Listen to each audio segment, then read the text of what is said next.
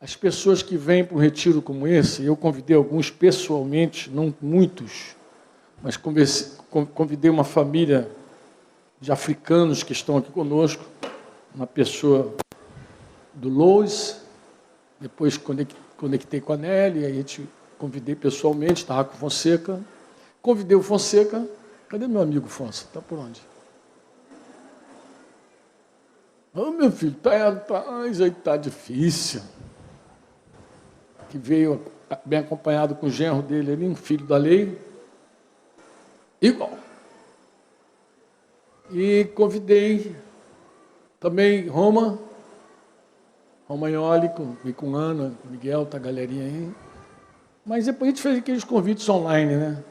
Mas pessoalmente, que eu me lembre, foram esses irmãos. Mas é possível que você venha para cá e assim não tenha claro assim a tua expectativa. Eu vou te falar o que em geral acontece no coração das pessoas quando você vai para o retiro. Né? O que acontece? Em geral acontece assim, tem gente que acredita assim, cara, eu estou cansado de retiro. Eu vou, mas minha vida segue a mesma. Não muda. Por que as pessoas pensam assim? Elas pensam assim por causa de uma outra expectativa equivocada, que é gente que acha que vai chegar aqui e vai crescer tudo em 4 dias. Não tem aquele pessoal que acha que cresce tudo em 4 dias e quando não cresce em 4 dias acha que não valeu a pena estar aqui. É verdade, ninguém cresce tudo o que precisa em 4 dias. O tempo é importante para nós. Deus usa o tempo. Deus usa o tempo para nos moldando, nos forjando e nos dando crescimento. Quando o autor da carta aos Hebreus, no capítulo 5, ele demonstra admiração por aqueles irmãos não terem crescido, ele usa a palavra tempo. Pelo tempo decorrido, vocês já eram para ser mestres. E não são ainda meninos. Mas você vê que o tempo é importante, é o tempo que Deus usa. Então você não cresce tudo que você precisa em 4 dias. Mas um outro equívoco é você pensar que por causa disso não vale a pena investir esses 4 dias. Eu vou te falar o que pode acontecer aqui nesse tempo. E não apenas durante esse momento que a gente chama de reunião, que tem alguém pregando, alguém ensinando, alguém testemunhando, alguém salmodiando aqui. Não. Deus pode falar contigo na tua reflexão matinal aí, olhando para a árvore, para a plantinha, para a borboleta. Deus pode usar, como o Cidinho falou aqui, até os insetos para falar contigo. Mas quando Deus fala, tudo pode acontecer na nossa vida. O rumo da nossa vida pode mudar. Basta uma revelação de Deus. Pode vir no café, pode vir durante uma conversa. Pode vir no alojamento. Por acaso tem gente dormindo no alojamento com mais de uma pessoa ali. Pode vir no alojamento, alguém testemunhando. E ali, se o Espírito de Deus falar contigo, é lâmpada para os teus pés. Ele vai iluminar o teu hoje. Mas também é luz para o teu caminho. Ele vai mostrar o teu futuro. Lá adiante. Então, toda decisão que nós tomamos, toda escolha que nós fazemos, debaixo de uma palavra de Deus, impacta o nosso futuro para sempre. Então, é porque eu estava dando uma microfonia, eu estava preocupado. Então, uma pessoa pode ter o futuro mudado se ela ouviu a Deus e se ela obedeceu a Deus. Isso pode acontecer no retiro. Você pode estar numa reunião da igreja, mesmo numa casa, e Deus se revelar para você tão maravilhosamente ali, e aí o curso da tua vida mudar completamente. Mudar completamente. Então, é muito importante a gente ter a expectativa correta. Nós estamos aqui no nome de Jesus, amém? Quantos vieram em nome de Jesus? Então, Jesus está já entre nós, a gente já falou também, estou aqui sendo uma segunda voz, dando uma segunda testemunha para ratificar o que já está escrito, aqui já está escrito, já sabe que onde 2 ou 3 se reunir no nome de Jesus, Ele está presente, Ele não vai chegar, Ele já está, e onde Deus está, tudo pode acontecer, onde o Espírito de Deus está, aí há liberdade da palavra. E Deus pode iluminar os olhos do nosso coração e aí o futuro mudar. O futuro mudar. Então, o teu futuro pode ser mudado nesse tempo aqui. O que Deus tem para a tua vida pode ser completamente mudado. Ah, que joia, belezura. Completamente mudado nesse tempo aqui. Amém? E você precisa se abrir para isso. Quantos querem se abrir para isso? Por Senhor, eu estou aqui em nome de Jesus, me surpreende, Senhor. Fala comigo, me dá direção. Melhor ainda, vou falar uma coisa melhor do que ter uma resposta de Deus, que tem gente que vem para cá atrás de resposta, né? Eu vou falar de algo melhor do que ter uma resposta de Deus, porque Deus não pode ser o nosso provedor de conteúdo. Eu falo isso para os irmãos. Irmãos, a gente tem que parar de buscar a Deus para ter o que dizer. Pastor que gosta desse negócio, né? Busca a Deus para ter algo para falar com a igreja. Deus não é provedor de conteúdo. Deus é nosso Pai. E nós precisamos estar com Ele para estar com Ele. Mesmo que Ele não fale nada. Se você souber que esteve juntinho no coração dEle, já é um grande proveito para a tua vida. Então não precisa buscar a Deus para ter uma resposta. Por favor, seja mais excelente. Amém? Não fica usando Deus. Esteja com Deus. Tenha paz com Deus. Desfruta do Espírito Santo em todo momento da tua vida. Inclusive esses 4 dias aqui. Desfruta dele na vida dos irmãos. Desfruta dele no serviço dos irmãos. Desfruta dele no dom dos irmãos. Desfruta dele no silêncio. Desfruta dele na criação. Olha, tem uma criação aí. A palavra diz que Deus se manifesta por meio da sua criação. Quanta coisa a gente pode aprender com Deus olhando para a criação. Então, desfruta dele. Não fica guloso assim, não fica buscando Deus para ter uma... Deus tem que me falar. Deus não tem que falar nada. Você tem que estar com ele e ponto. Amém? Aprende a ser um filhinho que fica no colo. Fala assim, eu não vou falar muito, me abraça, me beija, me carrega no colinho, quero ficar contigo. Bom estar contigo. Vamos poder cantar como uma canção antiga que dizia, eu quero estar contigo, viver em tua presença, comer em tua mesa, rodeado por tua glória, com a tua presença. Se você perceber a presença dele que nem eu estou percebendo agora, dá vontade de ficar até quietinho. Deixa a presença dele tocar você. Deixa o Espírito Santo te abraçar. Amém? Mesmo que ele não dê nenhuma resposta para você. E eu sei que vai ser lindo quando você sair daqui. Vai ser maravilhoso. E você perceber que ele está juntinho no teu coração. Amém? Que bom. Muito bom. Eu tinha que dizer isso para você, né? Isso é bom, dá uma corrigida aí. Meus amados, o nosso tema proposto, vou aqui deixar aqui a minha Bíblia aberta, mas eu falei com Fonseca, meu primeiro momento, só conversar, falar nada, só conversar com os irmãos. Eu gostaria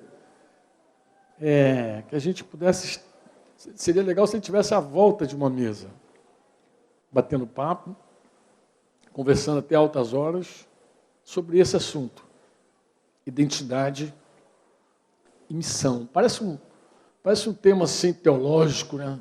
identidade, missão. Não, não é. Não tem nada de teologia profunda, não. Por isso que eu pensei assim, acho que seria legal se a gente pudesse conversar.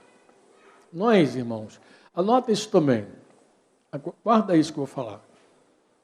Eu acho que nós experimentamos um avanço muito grande ao longo desses anos, porque nós já sabemos, nós já fomos revelados de que nós somos a igreja.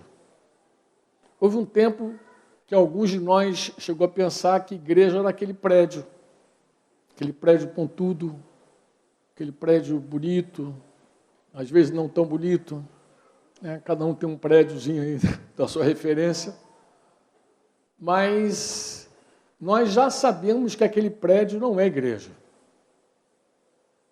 Nós já sabemos que a igreja de Jesus são pessoas e de que a igreja somos nós. Tem até criança que corrige adulto entre nós. Quando um adulto dá uma mancada, assim, dá uma vacilada, diz assim, a igreja, a garotinha fala assim, tio, igreja somos nós. Dá aquela corrigida básica. Já tem criança que faz isso. Aqui, lá no sertão, tudo que é lugar. Criança que dá uma corrigida.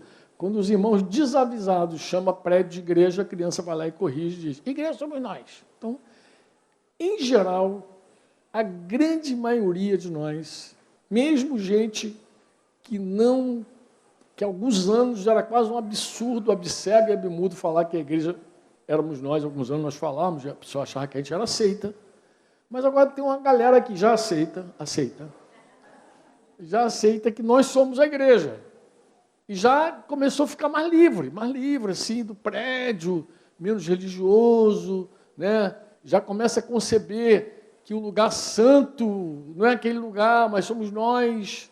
Então, essa mudança foi muito importante. Outro dia eu dizia, irmãos, foi muito importante para nós dizermos assim, nós somos a igreja. Mas eu tenho uma impressão que ainda tem uma pergunta que a gente não respondeu plenamente. Qual é, Franco? Quem somos nós? Saber que a igreja não é o prédio é uma coisa. Saber que a igreja não é o prédio, joia. Nós somos a igreja, mas se alguém pergunta, mas tá bom, quem somos nós? Aí começa...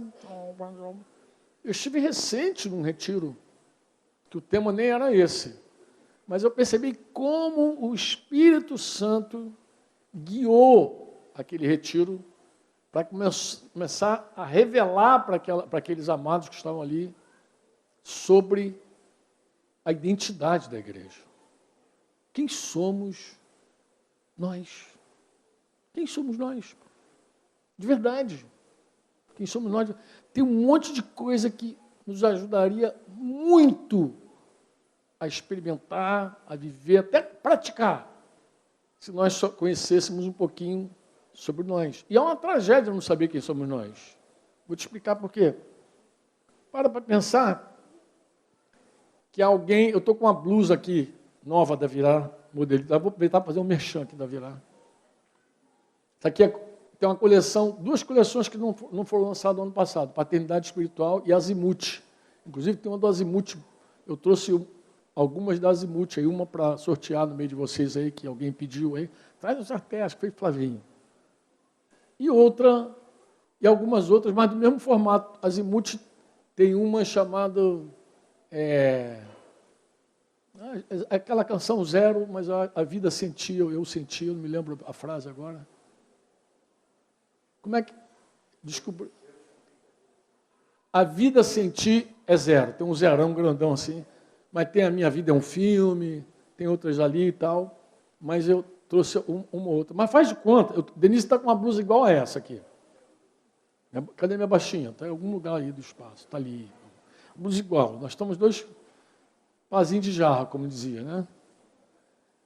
Mas vamos fazer de contas que alguém te desse uma estampa dessa toda destruída e falasse para você assim, olha, eu queria que você restaurasse esse quadro, essa estampa. O que você ia pedir para a pessoa?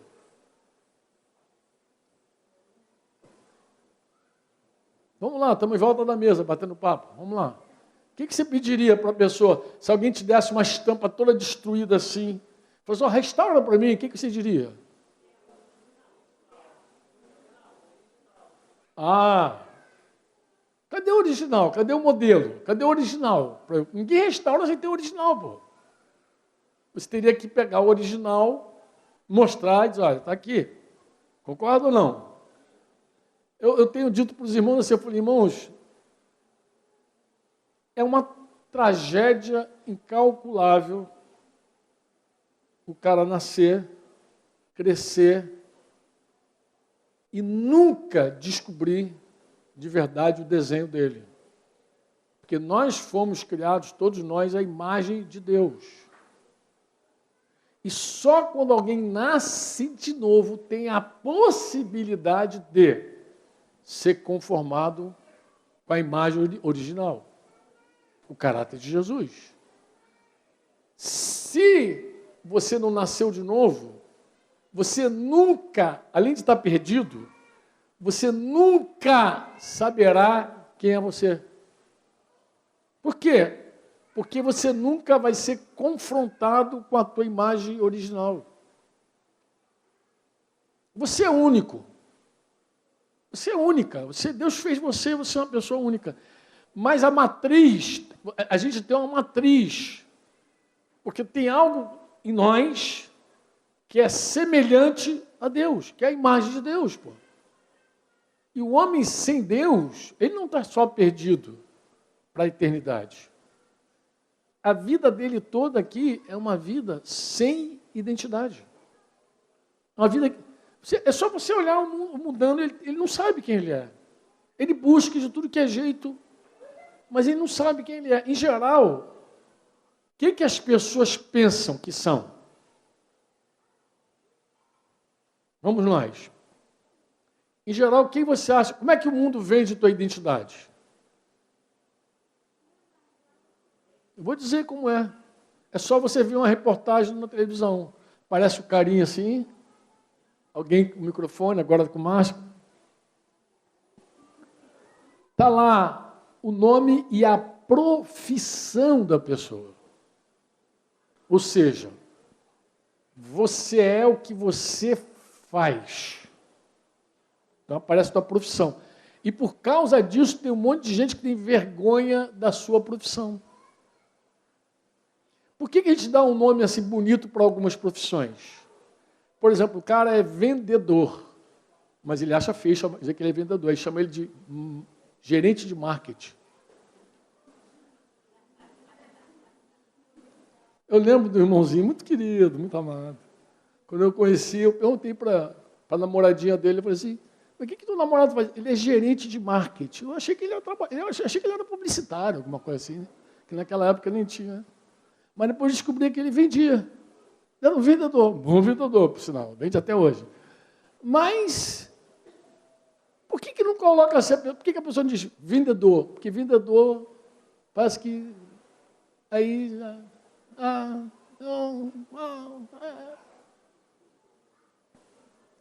Pessoa, por que as mulheres, em geral, têm dificuldade de dizer assim, dolar?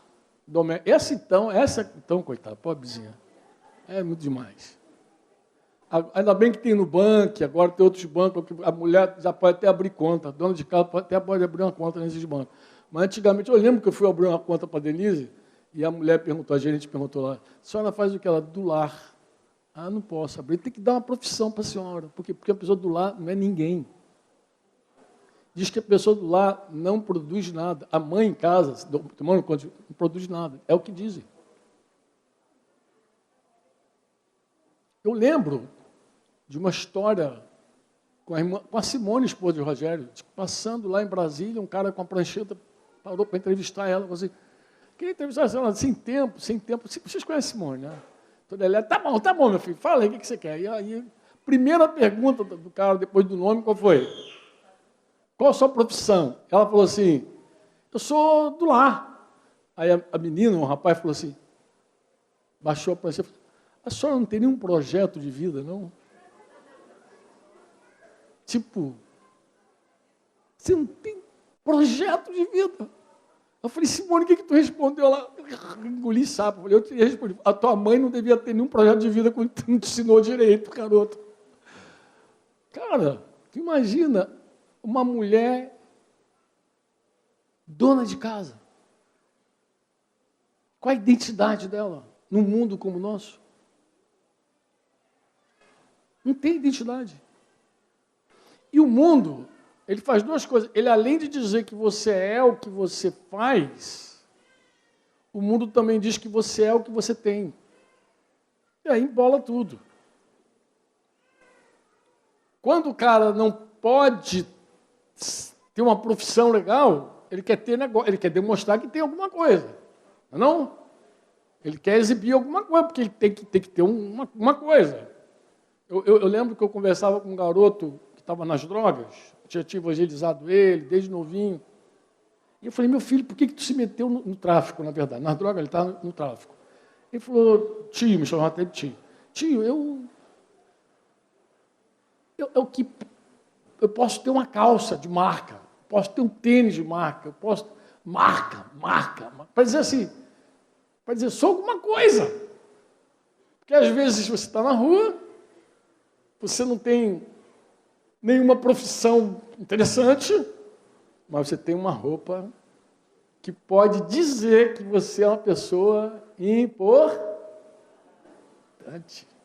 Isso é tão forte, eu lembro, isso é muito antigo que eu vou falar aqui agora, talvez algumas senhoras jovens que estão aqui eram até pequenininhas. Eu lembro que a igreja lá na Zona Oeste resolveu levar os garotos lá para o Tivoli Park, um passeio no Tivoli Park, e me contaram a história trágica que foi, que de repente alguém no alto-falante falou assim, bem, vamos dar as boas-vindas aí que tem um grupo de jovens lá de Campo Grande, pessoal, Realengo, Santíssimo, Cosmos, Cosmos.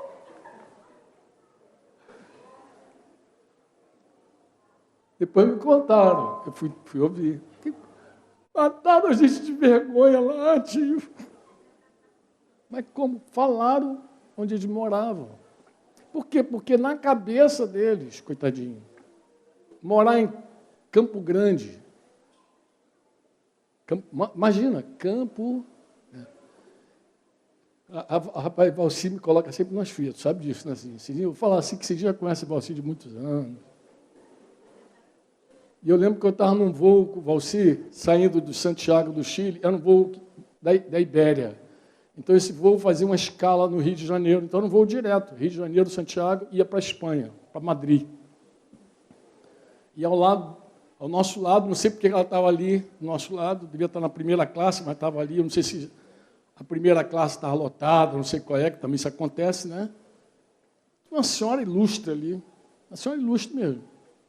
E ela estava assim, muito interessada em ouvir sobre um tema polêmico, casamento, divórcio, porque o Papa tinha excomungado ela em algum momento. Ela não, a filha. E aí, eu lembro que Valci, a gente conversando, não, aí eu que deixei Valci no apuro, foi o contrário. Valci, me perdoa se você estiver em casa, me ouvindo. A história que a mulher falou assim, ficou tão impressionada ali com a apresentação bíblica do assunto, que ela falou assim, mas aonde vocês moram? E eu falei assim, a senhora não conhece, não. Ela falou, eu conheço o mundo todo. Eu falei, conhece, não. Eu conheço o mundo todo. Eu falei, Aí eu virei para você fala o nome do bairro aí que a gente mora. Até achei que ele ia falar Campo Grande, falou, meio gaguinha para complicar, Inhoaíba. Aí ela, como? Ele, Inhoaíba. Aí eu falei, a senhora conhece Inhoaíba? Ela, realmente, eu não conheço. Falei que a senhora não conhecia o mundo todo. Mas, assim, claro, naquele momento ali a gente já estava livre desse estigma, dessa mentira, desse sofisma de que nós somos o que nós fazemos, de que nós somos onde moramos, né? Que nós somos o que nós temos de bens. Isso é uma mentira muito grande. Ele estava livre. Mas eu percebo que tem um monte de gente ainda escrava disso. Escrava. Que pensa que é essas coisas que o mundo diz que você é. Engraçado que a gente cantou uma música aqui agora, muito interessante. Eu sou o que Deus disse que eu sou, mas às vezes a pessoa não é mesmo, não crê no que Deus falou que ela é. Não crê. Concorda ou não? Vamos fazer o seguinte, irmãos. À medida que eu for falando com você, se vier algum texto bíblico no teu coração, eu queria que você anotasse. Pode ser? Lembrei de um texto, anota. Depois me entrega. Depois me manda. Me entrega, a gente vai estar aí esse dia todo, me entrega. Olha, você estava falando, eu me lembrei desse texto. Eu queria que você me ajudasse assim. À medida que a gente está conversando, vem um texto. Outra coisa, surgiu uma pergunta. Se você quiser interromper, também pode. Mas se você achar que não cabe interromper, por favor, salva a tua pergunta e me entrega também, tá bom? Porque, como eu falei, eu queria desenvolver esse tema conosco, a gente conversando, tá bom? Que eu acho que vai ficar melhor se a gente conversar. Vamos lá, amados. O que dá identidade a uma pessoa de fato? Se você dissesse, Franco, tá bom, eu não sou o que faço. Me lembrei de uma historinha muito interessante. Eu estava nos Estados Unidos com o Denise e mais uma irmã, e a gente foi no mercado, e eu vi um montão de coroinha trabalhando no mercado, assim, achei tão bonitinho, assim, sabe? Falei, qual é desse mercado? Só tem velhinho? Aí a irmã que estava ali, ciceroneando a gente, falou assim, não, é que aqui eles não se aposentam, não gostam de se aposentar, e quando termina quer voltar para trabalhar. Isso.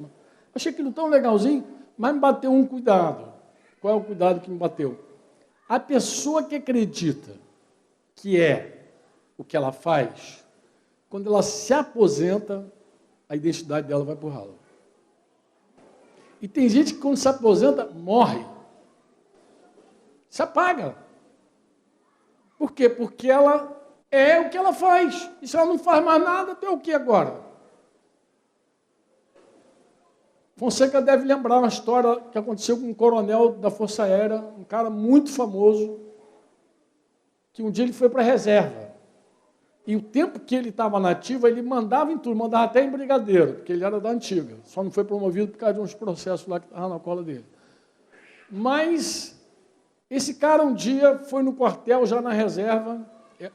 É a história que o pessoal contava do falecimento dele.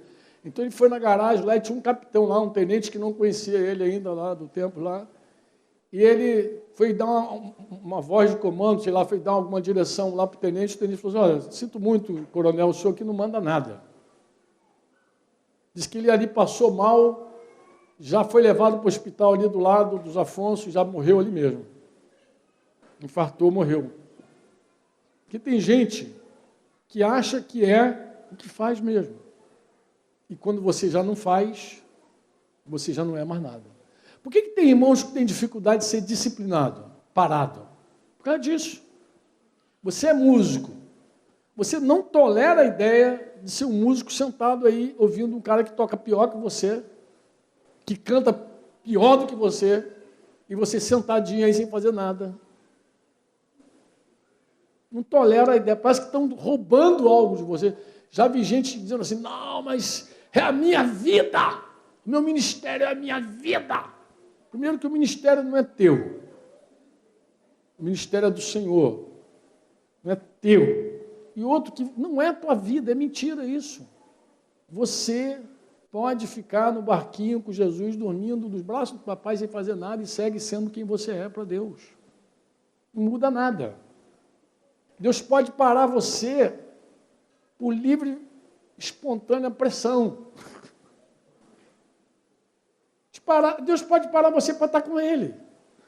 Será que o Covid não serviu para muita gente se aquietar um pouquinho e ficar com o papai?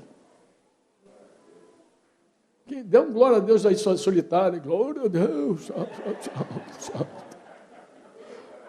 Luz. Foi você, Luz, que mandou esse glória a Deus. Pobrezinho, vamos ajudar o camaronês aí, dar um glória a Deus aí. Valeu, Luz. Por Porque às vezes pode ter sido papai dando uma freada para você ficar mais na tua com ele. Tem um tempinho melhor com o papai. Mas quando você é o que você faz, nem disciplina desce bem. Você não quer parar de fazer. Porque você vai dizer, não, mas eu tenho que fazer, eu tenho que fazer, eu tenho que fazer. Isso tem que ser. Fazer consequência. Quem é, faz. Mas quem é também não morre se não fizer. Quem é, abre mão para o outro fazer também. Quando é. Então as pessoas, eu fiquei cuidadoso com os velhinhos lá, que eu falei assim, rapaz, se eles estão aqui para não morrer, eu não acho legal não. Aí falei com o irmão, eu não acho legal. Ela, por que você não acha? Porque eles já acreditam que eles são o que eles fazem. E aí não podem parar de fazer nunca. E nós não somos o que nós fazemos. Amém? Você diz amém ou não? Amém. Também não somos o que nós temos. Você diz amém? Amém? E nem somos o lugar onde a gente nasceu, morou. Né? Por exemplo, eu quando era garoto, eu não podia dizer que morava em Magalhães Baixo. Curral das Éguas. Eu tenho um amigo, um pastor querido que está lá em Recife, que é da Força Aérea. Ele nasceu numa cidade chamada Currais Novos, lá no Rio Grande do Norte. E eu falei, a gente se entende também por isso, porque tu veio do Curral, eu também vim do Curral, a gente está...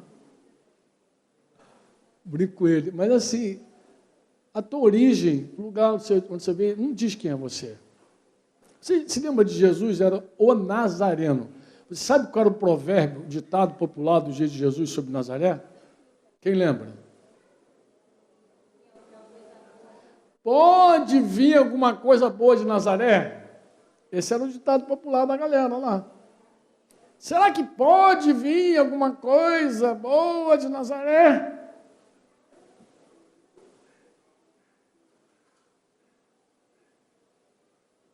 Jesus, o Nazareno. Respondeu ou não? Quebrou o adágio popular, né? Frustrou tudo. Porque você não é a tua origem. Você não é o lugar que você nasceu. Você nem é, se você nasceu de novo, você nem é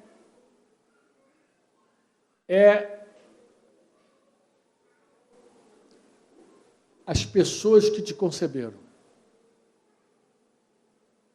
Que nem isso você é.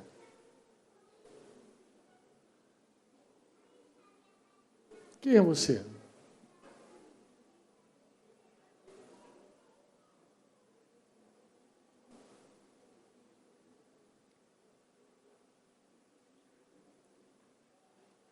Eu tenho orado a Deus para nos revelar essa verdade. Deixa eu dizer uma coisa para você assim.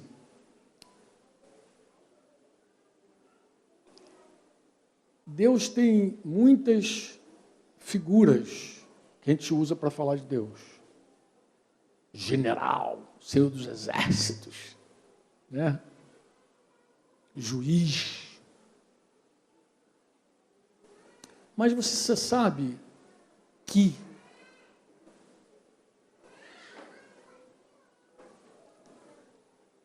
você sabe que Deus é realmente? Que quando você fala, você não está usando nenhuma figura. Você está falando de realmente quem Deus é. Diga comigo assim.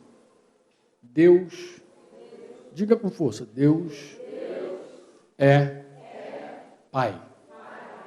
Diga, Deus é Pai. Pai não é uma figura. Pai é exatamente o que Deus é. Ele é Pai. Não é à toa que Jesus nos ensinou a chamá-lo de Abba. Papaizinho. Pai. Talvez você não saiba o nome de Deus, no hebraico, no aramaico, no grego, que tem gente que gosta de especular essas coisas, né? Não, mas tu sabe o nome de Deus no hebraico, no aramaico, tu fala assim, Abba.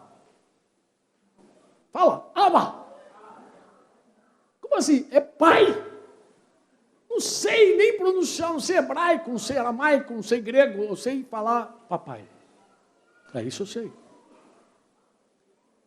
Deus é pai.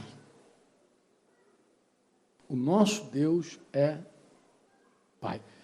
Lamentavelmente, a figura que a gente tem de pai na terra é uma figura deformada. Talvez se me falasse assim, quando eu tinha meus 18 anos, falasse, Deus é pai, eu falei, ixi, não quero nem saber quem é ele então. Porque meu pai era um anônimo para mim. Meu pai era uma pessoa anônima. No meu coração, meu pai era uma pessoa que não existia. Eu nem amava e nem odiava meu pai. Eu até pensava que a minha condição com meu pai era muito boa, porque eu nem amava e nem odiava. O que eu era? Eu era indiferente ao meu pai. A indiferença está entre o amor e o ódio. Amor, ódio, indiferente no meio. Justiça, injustiça, omissão no meio. O que é omissão para a justiça e para a injustiça é a indiferença para o amor e para o ódio. Está no meio. Mas é tão condenável quanto. Então eu pensava assim, eu não odeio meu pai como minha irmã odeia. Porque quando eu falava assim para a Diva, teu pai, ela... Parece aqueles gatos. Mas quando falar comigo, teu pai, eu...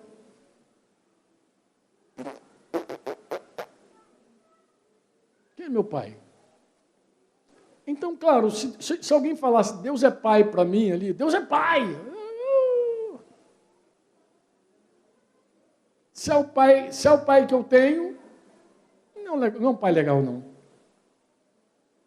Porque o homem, ele deformou a paternidade. Ele deformou. Olha, querido, se você é um líder entre nós, o único modelo que você tem para liderar é o de pai. Porque só um pai trabalha para ver o filho maior do que ele. Só o pai faz isso. Só o pai entesoura para os filhos. Só o pai que faz isso. Só o pai que tem uma liderança de servir o filho. Vê a mamãezinha, papaizinho, vê lá. Desde que nasce, servido. Não é um líder déspota. Domina. Eu não estou falando de paternalismo, porque paternalismo é uma doença da paternidade. Não é paternidade. Eu não estou falando de uma coisa deformada. Eu estou falando da paternidade saudável. É aquela liderança que você trabalha doando, entregando, dando, o tempo inteiro, servindo, o tempo inteiro, sem reivindicar nada. Ali, é um pai. Esse é o modelo de liderança. Corrija, pai corrige. Pai disciplina, verdade, o amor faz parte. Mas pai guarda, protege. Pai, a gente não conhece o pai. Na verdade, a gente tem um problema santo. Não é suficiente para nós dizer assim, Deus é pai. A gente não tem uma referência boa. Vocês entendem ou não? Sim ou não? Tá bom. Vamos avançar aqui. Vou contar uma história que você já conhece. Isso está registrado no Evangelho de Mateus, mas também acho que o Evangelho de Mateus é o que conta melhor essa história. Logo no final do capítulo 3, entrando no capítulo 4, você vai ver que o final do capítulo 3 fala do batismo de Jesus, né? Jesus foi batizado, e no versículo 16 e 17 vai dizer que logo que ele saiu das águas, diz que abriu os céus foram abertos. E quando os céus se abriram, João viu o Espírito de Deus descendo como uma pomba vindo sobre Jesus. E disse que uma voz dos céus, uma voz, dizia o que sobre Jesus? Esse profeta, esse apóstolo, é o quê? Esse levita, esse é o leão da tribo de Judá. Ele é o quê?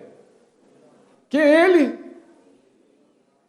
Este é o meu filho amado, em quem me comprazo. Eu tenho alegria nele, eu tenho prazer nele. Interessante, irmãos, que Jesus não tinha feito nada ainda, mas já era a alegria do Pai. Ele estava começando o ministério dele aqui. Ele estava começando, estava sendo batizado para dar início, mas o Pai já se alegrava nele. O Pai já tinha alegria nele, porque é assim ou não é assim? Quantos são pais aqui entre nós? Você só se alegra quando teu filho trabalha para você? E quando ele faz gracinha? E te amola, e desconcentra você dessa reunião aqui?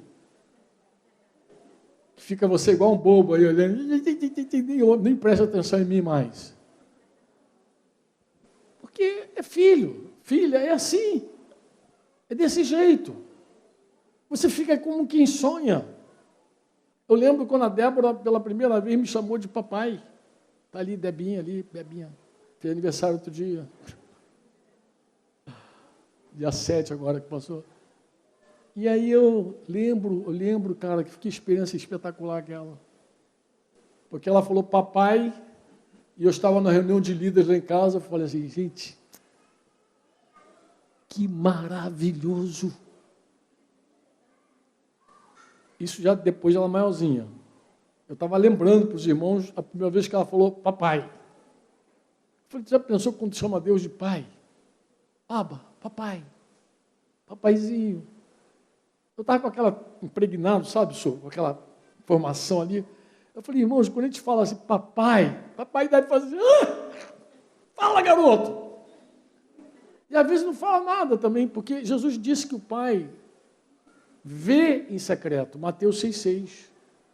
Diz que você entra no secreto e o Pai vê em secreto e te responde em público. Ele não diz que ouve. O Pai nem precisa ouvir você, ele só vê você. Ele te vê. Porque às vezes tu nem sabe o que vai orar. Às vezes tu chega lá e fica enrolando. É melhor falar em língua nessa hora, né? Tem o dom. Vai lá, flui língua lá. Mas Deus te vê. Eu gosto, eu digo assim para Deus, Senhor, eu não tenho nada para falar. Eu estou sem nenhuma inspiração. Mas ainda bem que tu me vê. Tu está me vendo aqui. Eu quero estar contigo. Eu quero estar contigo. Mas aí falei que Débora me chamou de papai. Mauazinha, ela ouviu numa reunião de líder lá com Modéstia, aquela galera Modéstia lá para cá para dormir lá, ficar lá dormindo lá. Fonseca devia estar lá também. Falei para os irmãos na maior alegria assim, ó, Deus gosta quando a gente chama ele de papai. E a Débora ouviu assim. E eu tinha começado a disciplinar a Débora, começamos tarde com a Débora. Daniel já começou mais cedinho. E eu lembro que a próxima correção na Débora foi um evento também. Que eu falei assim, vai lá para o quarto, Débora, vai lá, ela tinha enchido toda. E ela foi toda tranquilona. E eu olhei para a Denise e falei, ela está segura, né, Denise? Foi toda poderosa lá para o quarto. Nem fiz aquele escarcéu, aquela choraminguela dela. Ela foi, está me esperando lá, tá bom, vou lá. Aqueles princípios, nunca irado, nunca com a mão. Estou irado, vou lá bater um papo com ela. Quando eu chego lá, está toda tranquila. E eu falei assim, meu bem, então, vamos conversar sobre o teu pecado. Começamos a conversar, e ela, muito tranquila, perguntei a ela se ela tinha consciência, falou que tinha, perguntei qual foi o erro que ela cometeu, ela falou, e tal. Eu falei, tu sabe que eu vou te corrigir, né? A gente já conversou sobre isso, sei, e tal, pá. Mas eu queria te falar uma coisa antes. Eu falei, fala, meu amor. Ela abriu minha perna assim, entrou bem no meio, agarrou meu queixo, assim, falou, papai, eu te amo tanto. O cara arrancou uma lágrima, cara. Falei, minha filha, eu também te amo, é por isso que eu vou te corrigir, cara. Mas foi terrível. Ela ouviu e aprendeu. E falou, deixa ele comigo. Deus é pai e chama Jesus de filho. Esse é o meu filho. Ele é o meu filho.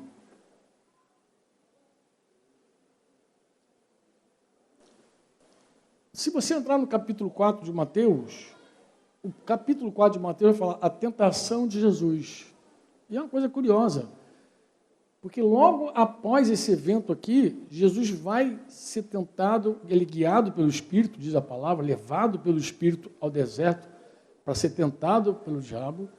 Ele vai para o deserto e chega lá no deserto, no primeiro confronto com o diabo, Jesus se defende, você lembra? Jesus luta usando Deuteronômio o tempo inteiro a palavra, com Satanás. Mas o primeiro confronto de Satanás com Jesus, no versículo 3, vai dizer, se és filho de Deus, manda que estas pedras se transformem em pães. Eu brinco com os irmãos, eu digo, será que o diabo não estava lá no batismo de Jesus? Será que ele é surdo? Qual o problema dele? Será que não foi suficiente o testemunho de Deus? Do Pai que falou do céu, trovejou lá, esse é meu filho amado. Por que agora ele está querendo colocar em dúvida essa filiação?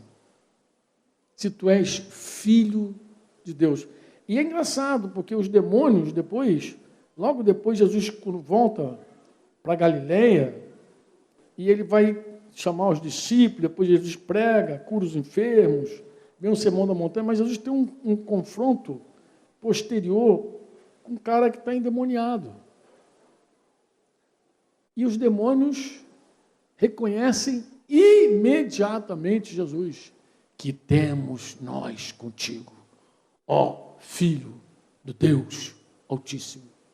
Quer dizer, os demônios sabiam tudo. O diabo não sabia? Ou ele sabia, mas fazia parte da obra dele questionar, vou chamar assim, identidade de Jesus. Por que identidade, Franco? Porque identidade, quem nós somos, está intimamente relacionado ao nosso Pai. Se você lê na Bíblia assim, fala assim, Josué, quantos Josué tu acha que existe na Bíblia? Só um. Não, meu. Não vou falar na Bíblia, fala, quantos Josué tu acha que existe no meio do povo de Israel? Nem precisa do povo de Israel, na igreja. Davi, quantos Davi?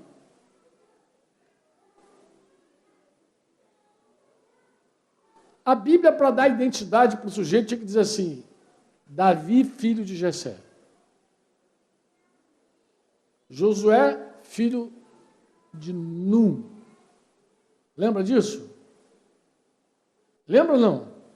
Porque se você não sabe quem é o pai, tu não sabe quem eu estou falando. A pessoa não tem identidade se não falar quem é. Você vê que a Bíblia sempre aponta para essa filiação. Até quando diz assim, o cego Bartimeu. Por que Bartimeu? Filho de Timeu. Lembra do bar, do prefixo bar? Filho. Barnabé, filho da consolação. Simão Bar Jonas, filho de Jonas. O cego Bartimeu, filho de Timeu. Se é Bar, é filho de alguém. Se é filho de alguém, eu sei quem está falando. Porque tem lá o outro também, que era filho do outro ciclano, que o outro é filho do ciclano. E assim vai. Se você tiver um homônimo, no nosso caso aqui é a mãe que define, né? Tem que saber o nome da tua mãe, para saber quem é você. Porque nós temos muitos homônimos aí, muita gente tem um nome igual. Mas como é que eu sei que é o fulano? Vê a filiação dele, pô. Vê quem é o pai e a mãe aí, vê aí. Ah, é o fulano. Diz amém ou não? Sim ou não? Deixa eu fazer uma pergunta. Você, algum dia da tua vida, foi revelado mesmo de que Deus é teu pai?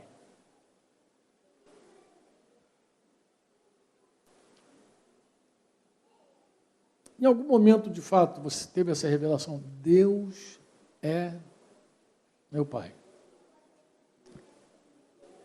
Meu tempo aqui eu sei que já deu. Embora o pessoal goste de vigília aqui, essa igreja eu conheço.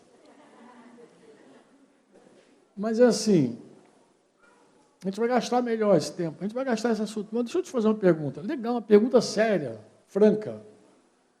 Será que algum dia o teu coração foi iluminado pelo Espírito Santo? Lembra que Paulo orava pela igreja. Aos Colossenses, logo no capítulo 1, versículo 8, 9, lembra lá? Ele disse que orava pela igreja, pedindo a igreja lá, pedindo a Deus que Deus desse a eles pleno conhecimento da vontade do Pai. Pleno conhecimento da vontade do Pai. Sabedoria, lembra disso? Discernimento espiritual. Quando ele ora pela igreja em Éfeso, ele diz que ilumina os olhos do coração dessa igreja. Ilumina os olhos do coração, dá a eles espírito de revelação e de sabedoria no pleno conhecimento do Filho. É a oração dele. Eu te pergunto, mas não era a igreja? Será que o fato de ser igreja, a gente já sabe tudo? Por que Paulo orava por aquela igreja? Por que Paulo orava para a igreja ter revelação? O que você acha? Volta para a minha mesa lá. O que você acha que Paulo orava para a igreja ter revelação? É simples, irmão. É que o fato de você ser igreja não significa que você tem revelação. Simples.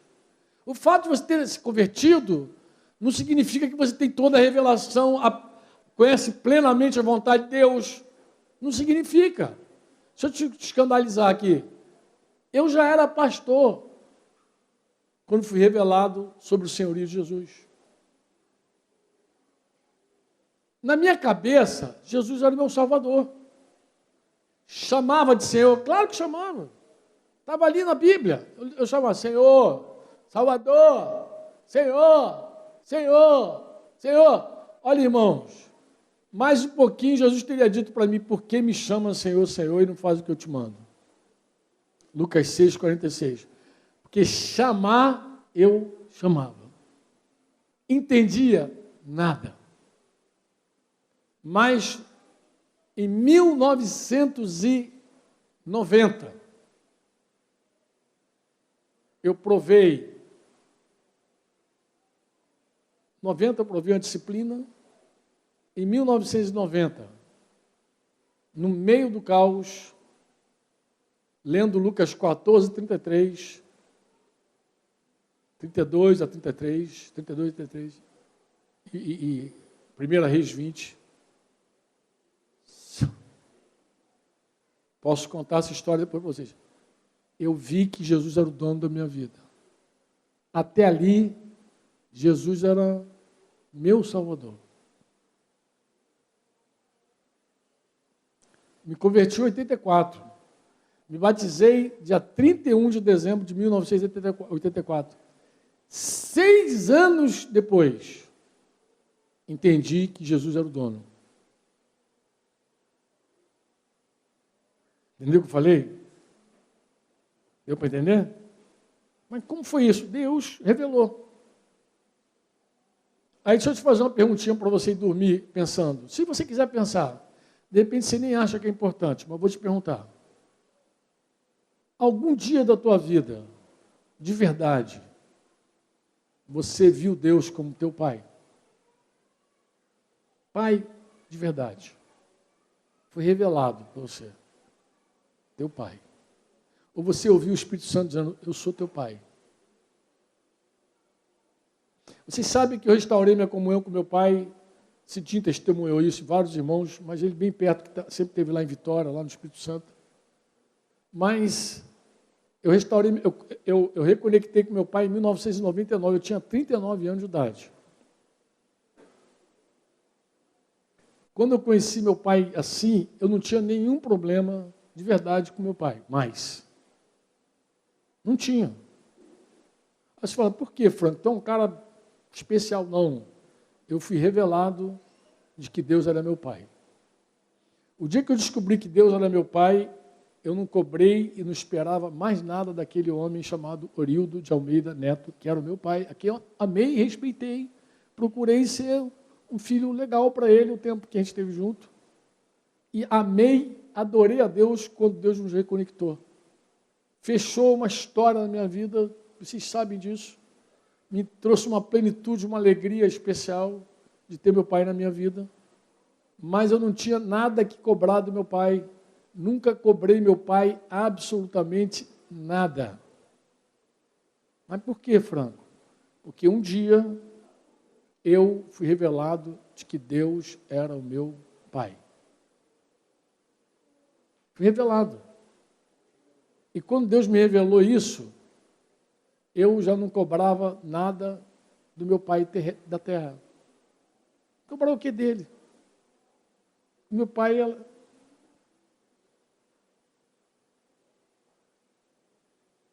Eu tinha certeza que meu pai não me planejou. Por que ele não me planejou? Ele era um homem casado, pulou a cerca, arrumou 2 filhos. Qual é o cara que pula a cerca e que é filho fora do casamento? Ninguém. Ele teve uma aventura com minha mãe, esperava que fosse uma aventura, só que ficou grávida. Veio Diva, depois ficou grávida de novo, veio Franco. Então meu pai não me queria, nunca me quis. Provável que nem minha mãe me esperava. Mas o meu pai é Deus.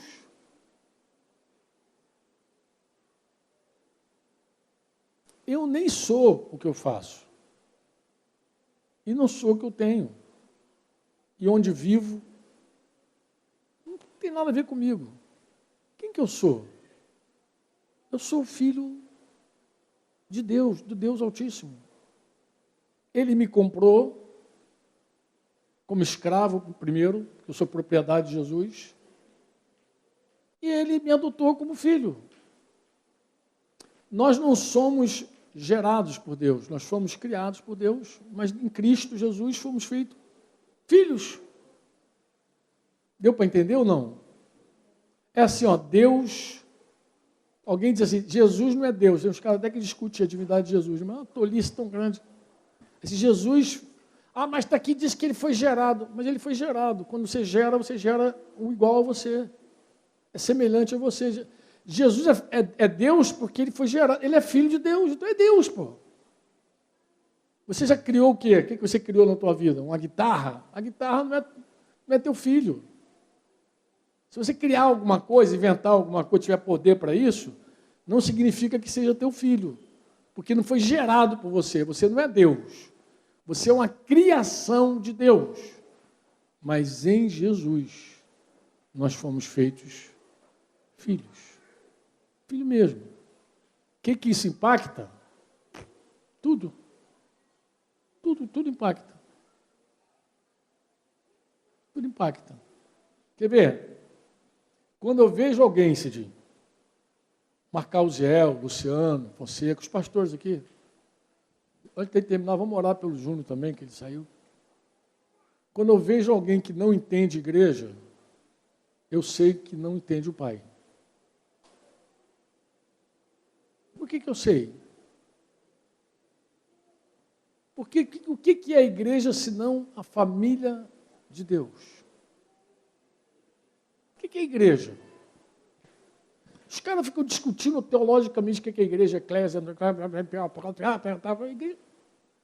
Você sabe o que permite uma pessoa enxergar melhor a igreja? Não é essa reunião, não. Estava conversando com o Lois ali, o camaronês, foi muito engraçado aquele dia, Lois. Vou te explicar por quê. Mais cedo, lá em Cabo Frio, vocês sabem que assim que Marta faleceu, Fonseca e eu fomos a Cabo Frio passar uns dias juntinhos lá. E nesse tempo nós recebemos alguns irmãos. Dentre as pessoas que a gente recebeu o Lois, mas no mesmo dia de manhã, mais cedo, a gente recebeu o Felipe Navarro e a Paula. E eu achei assim uma tremenda coincidência santa, porque na segunda-feira eu tive uma reunião online com Fonseca junto, botei Fonseca, vamos entrar aí. E o tema era igreja.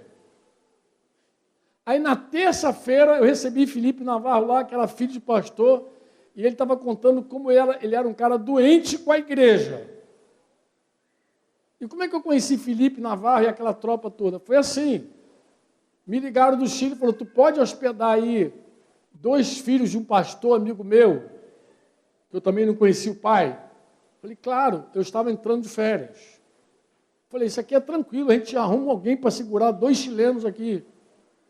Fui orar e Deus falou assim, não, você não vai sair de férias, coisa nenhuma, tu vai receber esses garotos aí contigo. E ao invés de vir 2, vieram 4. O quarto Daniel virou um carandiru, ficou lá aquele montão de homens lá, que eram 3 rapazes e uma moça. Ficamos lá, e ele falou, ao ver a tua casa, a família, ao ver a igreja fora do contexto da reunião geral, eu entendi o que era igreja. E naquele tempo ali, Deus curou um coração, não, os corações dos filhos doentes, com igreja. Com igreja. Curou. Aí, mais tarde, Lois passando lá, para contar porque que ele queria conhecer a gente, coisa e tal. Ele falou uma coisa que nos marcou muito, a Fonseca e a mim. O que ele falou? Ele falou assim que esteve em Curitiba, por ocasião do aniversário de uma das filhas, da Lívia, e chegou lá, ele descobriu que a Nelly tinha uma família. Mas como é que ele descobriu isso? Ele nem foi para nenhuma reunião da igreja geral, não foi para nenhum culto, nenhuma festa, nenhuma celebração, coisa nenhuma. Como é que ele viu esse negócio?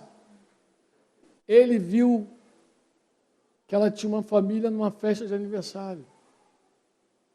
Ali a galerinha comendo pizza não sei aonde, agora estava lá na casa da Gleice. Igreja se vê melhor na casa por isso, porque é uma família. Se Deus é meu pai e Deus é teu pai, nós somos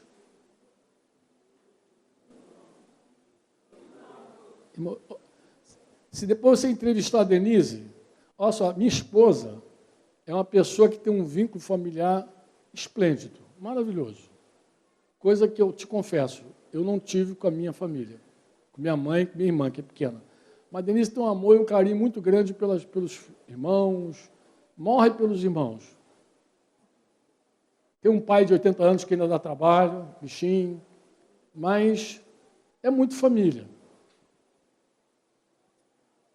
Mas eu dizia assim para a Denise, eu sempre importunei a Denise com uma coisa. Eu dizia assim, olha, eu não quero que você trate com a qualidade menor. Eu não quero que você trate mal a tua parentela. Eu só espero que você trate a igreja daí para cima.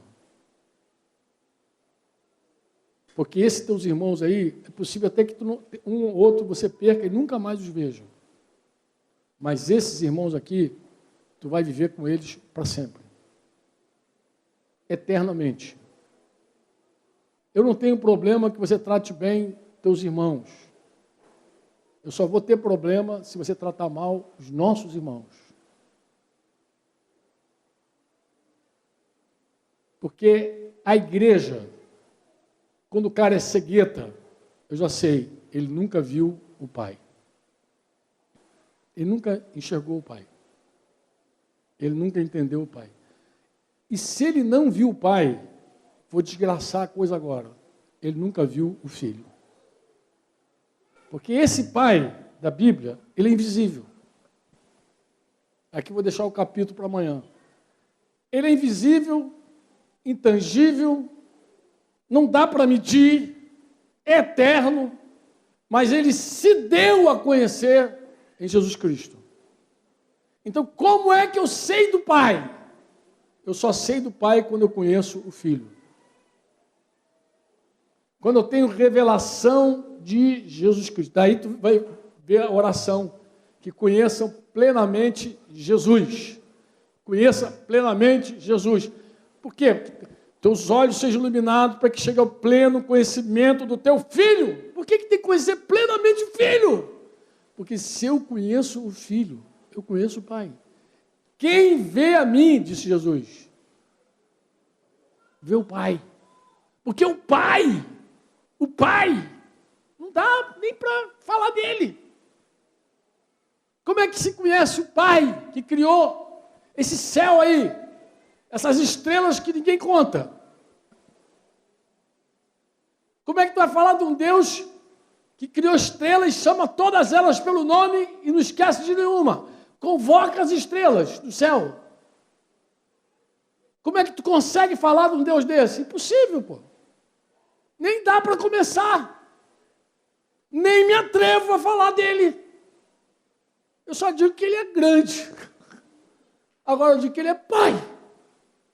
Agora o que eu conheço do Pai? Eu só conheço porque eu comecei a conhecer o Filho por meio do Espírito. Quem não viu Jesus não sabe o que é igreja.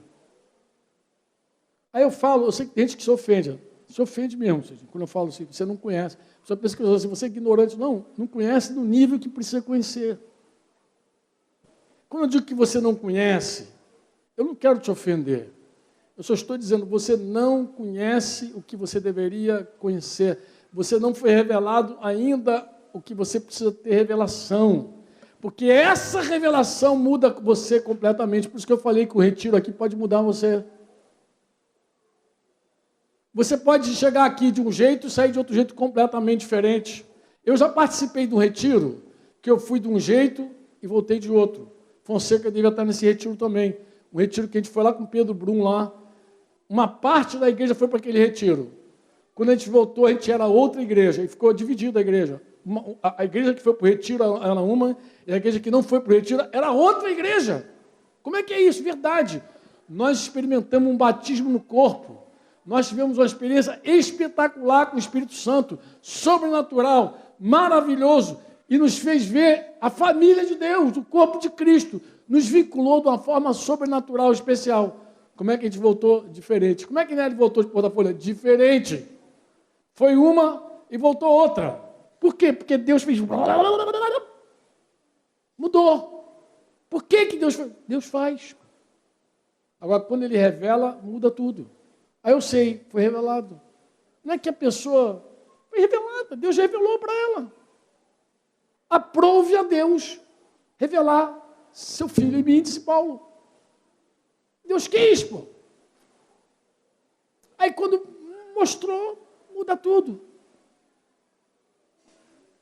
Muda tudo, amado. Muda tudo. Toda a nossa confusão, eu te falo, a maior parte dela é falta de revelação.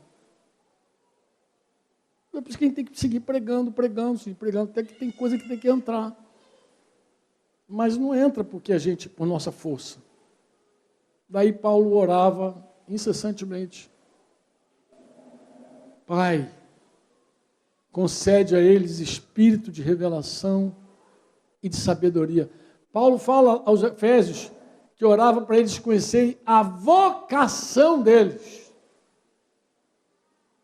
Paulo diz que orava por eles para eles conhecerem a riqueza da glória, a riqueza que nós temos juntos como igreja. E disse que orava, sabe para quê? Para que eles conhecessem o Supremo, diga Supremo, poder que ressuscitou Jesus dos mortos. Eu te pergunto, francamente, se a gente conhecesse o Supremo poder que levantou Jesus dos mortos, a gente tinha medo de Covid? Ah, para a China, não tinha medo de nada. Fala para a China. A China não é um bom lugar, não. Não vai para a China com Covid e tudo. Cara, é claro que não conhece, mas a gente respeita. Eu respeito. Olha assim, eu vejo as pessoas às vezes tremendo com alguma coisa, parece que o trono de Deus está sentado naqueles não é um banco, né? Deve ser um banquinho assim que está com os preguinhos meio soltos, balançando. Deus, as pessoas têm a ideia de um Deus velhinho. Já tremo, já. E pensa que Deus dorme, que Deus cochila. Tu quer ver uma coisa de revelação? Irmãos, me perdoe, irmão, vou ter que falar. Cara. Não me perdoa não, porque eu estou falando a verdade, então não é perdão. Não vou te pedir perdão por isso não. Eu só vou te pedir, tenha paciência comigo. Eu vou falar. Quando você pastoreia gente de verdade, que você ouve as abóboras, você vê que a pessoa não tem revelação nenhuma de Jesus. É triste dizer isso. Às vezes a pessoa não fala, mas ela demonstra com a própria vida. Demonstra com a própria vida que ela não conhece o Senhor como deveria conhecer pelo tempo decorrido. E você olha e diz assim, meu Deus, o que essa pessoa está comendo? Tu às vezes está perto da pessoa se ministrando, aí tu vê que a pessoa não tem nenhuma confiança em Deus. Sabe o que é nenhuma? Nenhuma. É zero a confiança em Deus. Confia em tudo. Confia em príncipes, em cavalo, em carro, na bolsa, no Bitcoin. Confia em qualquer porcaria, mas não confia em Deus. Tu olha, tu vê.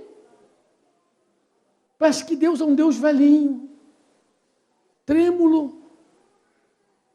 Eu digo assim para minha esposinha, ela sabe disso, pode perguntar a ela, porque isso é real, é minha vida. Eu digo, meu amor, escuta o que eu te falo. Jesus falou que até os fios do nosso cabelo estão contados. Até o fim do cabelo está contado. Se algo acontecer conosco, Deus não cochilou, Ele permitiu para o nosso bem. Porque todas as coisas cooperam. Todas. Sabe por que não entra isso? Porque a gente não sabe quem é o Senhor. Cooperam para o bem daqueles que amam a Deus. E daqueles que foram chamados segundo o seu propósito. E qual é o propósito eterno de Deus, irmão? Uma família de muitos filhos, com o caráter de Jesus. Para louvor da tua glória, você está igual minha neta. Repete, minha neta repete tudo. Qualquer coisa que tu fala para a Giovana, aquela gêmeazinha, ela... Uau!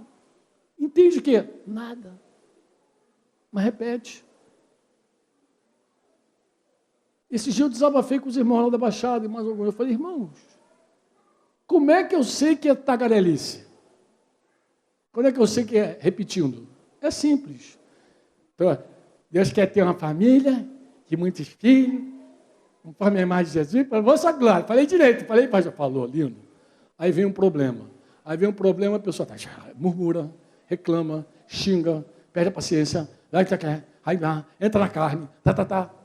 Eu te pergunto, o versículo 29 de Romanos, como é que Paulo chegou no 29? Ele passou no 28. Sabemos que todas as coisas cooperam para o bem daqueles que amam a Deus, daqueles que foram chamados segundo o seu propósito. Porque os que de antemão conheceu, também os predestinou para ser o quê? A fim de quê? A fim de que ele seja o primogênito entre muitos irmãos. Eu te pergunto, de verdade, se alguém diz que acredita, tem um propósito maravilhoso na minha vida, porque eu amo a Deus, e na hora que alguma coisa parece que saiu do controle, você perde, se destrambeira todo, eu te pergunto, tu crê nisso mesmo? Fala francamente, crê?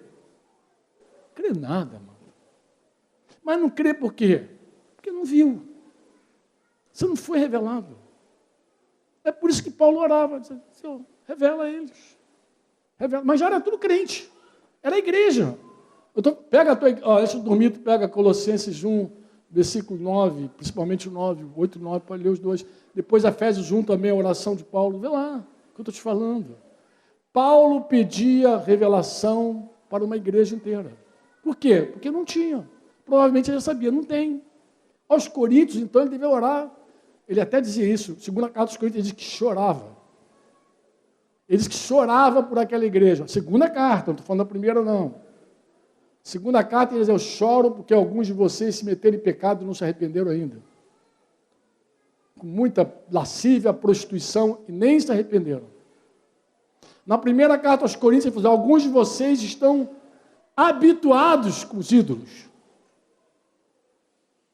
Devido à familiaridade que vocês têm com os ídolos. Fala assim, mas por que está idolatrando? Não viu nada ainda. Por que a gente prega? Para que veja. Infelizmente, muita gente prega sem ver. Infelizmente, também tem um monte de gente que prega besteira. Liga na internet, aí que tu vai ver um monte de baboseira, e sabe o que é? Milhões de seguidores. Aí eu tiro o tubo. Aí eu fico mais perplexo quando eu vejo. Não, verdade, Solange. Tem uns caras falando tanta bobagem, que não está na Escritura, que Jesus não falou, totalmente fora. E um montão de irmão que curte, ainda compartilha. Coisa linda, né? Em geral, o quê? Afofando o ego. Em geral, é humanismo. Em geral, é aquela coisa doida. E aí, tu vê que a pessoa não tem revelação. Você sabe que eu oro pela igreja? Eu digo, Senhor, dá revelação. Porque a hora que esse povo vê, se Deus revelar hoje à igreja sobre Jesus, amanhã vai ter um monte de youtuber aí sem seguidores. Vai perder logo os milhões. Assim. Aí o que houve? A igreja acordou. Despertou. O Espírito Santo revelou-se. A igreja já sabe quem ela é. Mudou tudo. Amém? Começamos a conversar, tá, irmãos? Começamos a conversar. Eu espero que amanhã você esteja aqui com a força renovada. Logo de manhã cedo. Bem disposto. Inclusive, o pessoal que está em casa, se tem alguém ainda firme em casa, que não caiu no sofá, não dormiu, amanhã cedo a gente compartilha o link de novo contigo, tá? E você pode voltar aqui conosco, seguir nessa conversa. Esse dia já fez assim, ó. 10 horas da manhã, não é nada de nota. 10 horas da manhã a gente volta aqui. Mas eu queria tomar emprestado a oração de Paulo. Quem quer orar comigo? Vamos orar? Em nome de Deus. Vamos ficar de pé então. Dá uma sacudidela nesse esqueleto aí. Foi o seguinte, irmãos, olha só. Meu companheiro aqui, de muitos anos, ele está com aspiração no coração e ele quer compartilhar essa aspiração e orar. Então vai ser melhor ainda do que eu orar por vocês. Vai ser Fonseca compartilhar a inspiração dele e orar. Tá bom assim? Eu estava ali sentado ouvindo Franco falando e veio no meu coração sobre um homem chamado Bartimeu, filho de Timeu. E esse homem ele era cego. E quando ele soube que Jesus estava passando, ele começou a gritar, literalmente, Jesus, filho de Davi, tem compaixão de mim. E diz a palavra de Deus aí que Jesus orou por aquele homem e ele foi curado, ou seja, ele teve seus olhos abertos. E eu creio no meu coração que há pessoas aqui que estão como Bartimeu, estão cegos acerca dessa verdade. E essa cegueira não é falta de entendimento, simplesmente, mas é falta de iluminação. Porque a cegueira não é simplesmente aquele que não enxerga, mas é aquele que às vezes não vê. E a palavra de Deus, ela em Gênesis, ela diz que quando o pecado, o que antecedeu o pecado do homem? Foi a mulher ver a árvore e ela teve uma concepção errada do que ela viu. E ela ali, vendo a árvore, ela viu que o fruto era agradável aos olhos e bom para se comer. Então ela passou a se alimentar de uma visão equivocada daquilo que Deus havia estabelecido. Então, eu queria convidar você para a gente orar por você. Sei que vai, talvez, tumultuar um pouco, mas a gente tem que ser fiel, né? Aquilo que Deus quer trabalhar na nossa vida. Você que tem andado como Bartimeu, você que ao ouvir aqui o Franco ministrando, a palavra foi entrando em você, e você não está entendendo bem, não está conseguindo ver com esses olhos, essa identidade, né? Primeiro de Deus como pai e, obviamente, a tua identidade como filho. lá em Mateus 16, eu me lembrei desse texto também, que eu estou até orando em cima desse texto, quando Jesus pergunta aos discípulos, fala, olha, estão dizendo que eu sou isso, que eu sou Elias, Jeremias e até um dos profetas, mas eu quero saber quem vocês pensam que eu sou. E aí Pedro falou, tu és o Cristo, o Filho do Deus vivo. A revelação de quem é Jesus, ela também leva para você uma revelação de quem você é, porque essa foi a resposta de Jesus. Jesus falou assim, não foi carne nem sangue quem te revelou, mas foi meu Pai que está nos céus. E em verdade eu te digo, tu és Pedro. Então, a partir daquele momento, Pedro passou a enxergar quem ele era, quando ele entendeu ou enxergou quem era Jesus. Então, a revelação de quem é Jesus é fundamental também para que você conheça quem você é. Então, eu queria orar por você. Não sei quantos Bartimeus tem aqui, que está caminhando sem essa luz, sem poder ver, de fato, a identidade do Pai e também, consequentemente, não saber quem é você. Então, eu queria orar por você, queria declarar, mas eu queria que você fizesse como Bartimeu. Eu queria que você gritasse mesmo, porque Jesus está entre nós. Amém? Ele está aqui entre nós. Então, eu queria que você que está nessa condição, que você pudesse clamar a Deus e pedir, Jesus, filho de Davi, tenha compaixão de mim, abra os meus olhos nesse tempo, eu quero te ver como verdadeiramente tu és. Amém? Porque isso não depende de nós, isso depende de uma ação do Espírito Santo. Eu queria que você se colocasse nessa condição.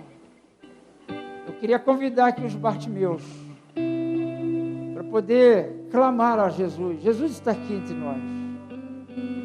O Espírito Santo está aqui para poder tocar em você. Ele quer tocar em você. Naquela cidade havia aquele homem chamado Bartimeu. E ele sabia que Jesus ia passar. E ele ficou atento, aguardando, esperando. E quando Jesus passava, ele começou a gritar. Ele fez algo que chamou a atenção de Jesus, chamou a atenção também de todos. Ele não teve vergonha, porque ele queria ver, ele queria enxergar. A cegueira, ela tem que acabar, porque o Senhor Jesus está aqui. E Ele quer tocar em você, Ele quer curar você, Ele quer abrir os teus olhos, porque Ele quer que você o conheça como Ele é, verdadeiramente. Aleluia. Oh, meu Deus, eu quero ver-te, Senhor. Eu quero te ver, Senhor. Que esse tempo seja marcado por isso, que o Senhor abra os nossos olhos, para que possamos vê-lo como verdadeiramente tu és, Senhor. Eu queria que você se colocasse aí diante do Senhor, você pudesse clamar a Ele. Não tenha vergonha não, amado, clame, peça a Ele para abrir os teus olhos. Fala, Senhor, abra os meus olhos para que eu veja, para que eu contemple as maravilhas da tua lei. Eu quero te declarar que enquanto nós estivermos aqui orando, não só agora nesse momento, que os teus olhos também vão se abrir para você conhecer o Senhor através da palavra. Você vai ler a Bíblia, você que lê a Bíblia não só vê escuridão, não entende, que o Espírito Santo abra o teu entendimento, que Ele abra os teus olhos, como o salmista falou, abra os olhos do meu coração, Senhor, para que eu contemple as maravilhas da tua lei. Aleluia. Oh, Jesus. Espírito Santo, move aqui nessa noite, Senhor. Move nesta noite, Senhor. Abra os nossos olhos, ó Deus, para que possamos vê-lo como tu és. Que só abra os nossos olhos, ó Pai, e nós possamos aprender a enxergar, Senhor, e a ver-te. Em nome de Jesus.